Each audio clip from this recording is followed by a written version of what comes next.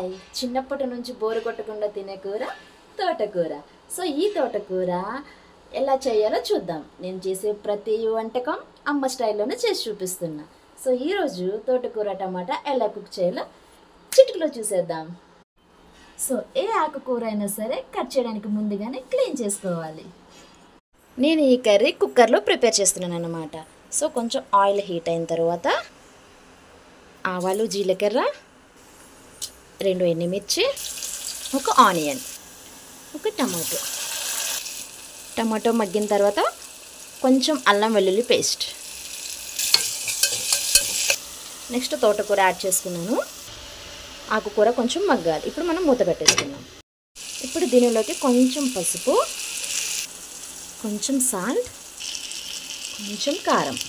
ఇప్పుడు దీనిలోకి 1 tea glass water. So ఇప్పుడు ఒక విజిల్ వస్తే సరిపోతుంది. సో ఫైనల్లీ కర్రీ అయితే రెడీ అయిపోయింది.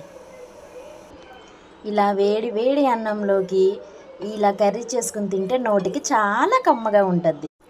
మీరు కూడా ఒకసారి ఈ రెసిపీని ట్రై చేసి చూడండి, చాలా టేస్ట్గా ఉంటుంది. సో మీకు వీడియో నచ్చినట్లయితే లైక్ చేసి, షేర్ చేయండి, సబ్స్క్రైబ్ చేయండి. Bye bye.